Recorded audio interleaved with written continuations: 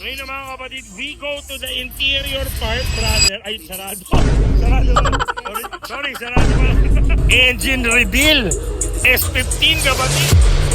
Doyo! Brad, another rare finds from Iloilo. Ito naman, LCT represent the Spec S Nissan S15 Silvia. Grabe, Brad. Tamo naman, yung kinis niya, tol. Diba? Ito yung mga rare na Venom Luxury wheels, brother.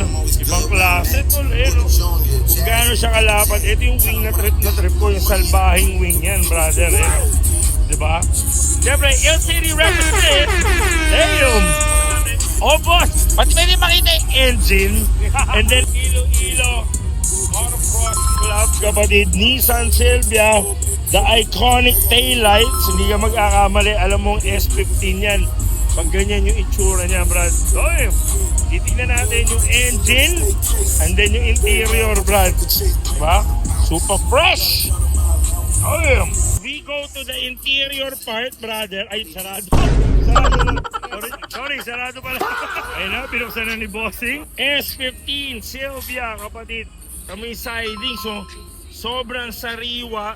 Ultimo yung mating niya, andun pa rin yung insignia na Silvia. Ganda nung dashboard, stock steering wheel Nissan Silvia. At the same time, naka-Kenwood na OG CD player. Ayun, parang sa R32 natin, kapatid, digital yung aircon control. Ganda ng shift knob niya, kapatid. Center console, stock Silvia seats. Galikod, kapatid. Ganda, bango. And then ito yung iconic 3 vents niya. Actually 5 yan, no? Pogi, the gauge is there. Yan, no? Ganda ng gauge. Steering wheel, grabe yan, bihira na yan. And now, we go to the engine bay. Let's go. Engine reveal ng S15, kapatid. Doyum! SR20 original yung camelback. Pinita nyo yung papasok siya doon sa loob. Urig na urig pa. Ultimo yung air cleaner, air box. Original nandyan pa rin. SR20 aluminum radiator. Damn! Representing Hill City with another legend, a DC2 Integra Type R, brother. Nissan Silvia.